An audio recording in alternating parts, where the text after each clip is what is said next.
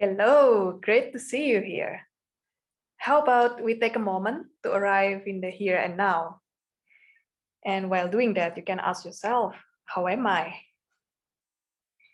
And if you have any lingering thoughts or your to-do list for later, just flush it out on a piece of paper. And are you seated? If you are, how about wiggling your bum and feel your tailbone? Or are you standing like me? You can visualize that you have a big tail and you can move it around.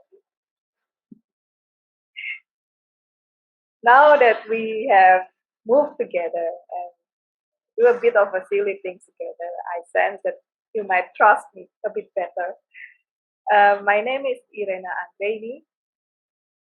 I'm a dance therapist, a graduate from Codarts, and formerly I was an engineer and academic researcher. So this master education at Codarts was really a bit overwhelming me at the beginning, but I was so attracted by the creative, the embodied, and the reflective process in the education.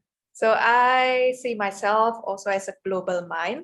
So I'm born and raised in Indonesia, and I came actually to Europe as a young adult, first to Sweden for a master education in a completely different field in computer science, and it brought me also afterwards to continue with PhD in design engineering. So it was a bit of the typical expat story, I guess, just following the studies and then the career afterwards, and ended up staying. I'm also a mental health survivor.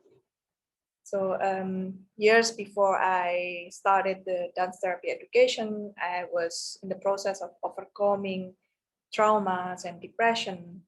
So this was kind of the catalyst why I changed direction from an engineer, a very analytical mind, and into like the more creative, embodied, in touch with emotions part of me.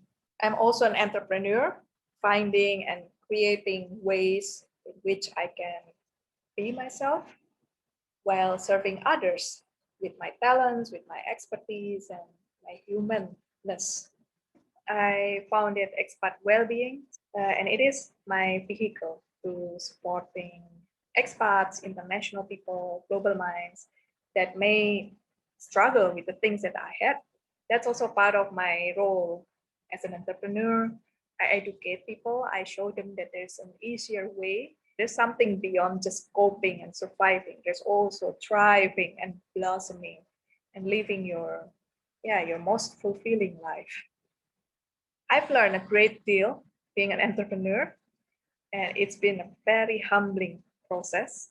I think the first and foremost important thing I've been practicing ever since is that I show up, and showing up is really the work half done already. Showing up is also about being vulnerable.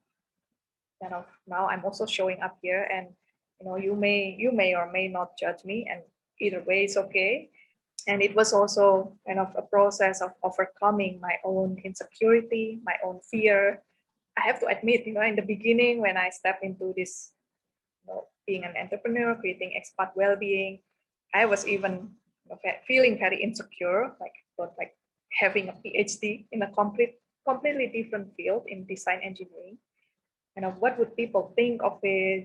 Then would she be any good as a therapist? But actually, it is the things that make me very very unique and very relatable, especially for my target expats, global minds, that I could empathize with them so much because I've been in their situation.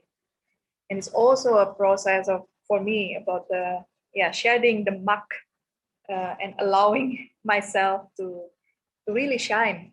I own this experience, and actually they are the ones that make my magic powers. So also with the story of showing up, that's actually how expat well-being came to be.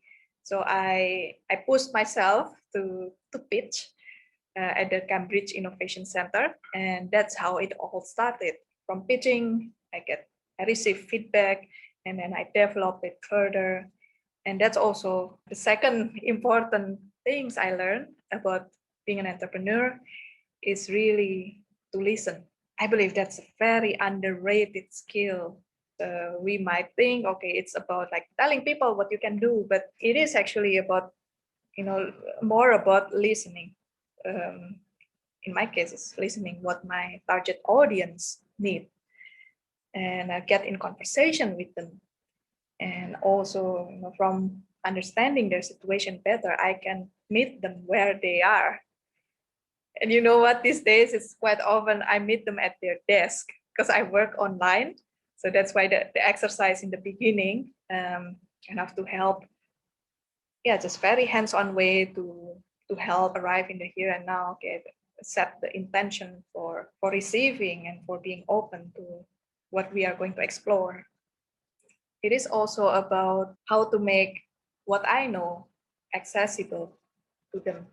Not everyone are so yoo-hoo, dancing, therapy, but it could trigger a lot of fear, like dancing. Oh, never danced before, and therapy, that's already quite a taboo. But how to package it and wrap it into the language that they speak.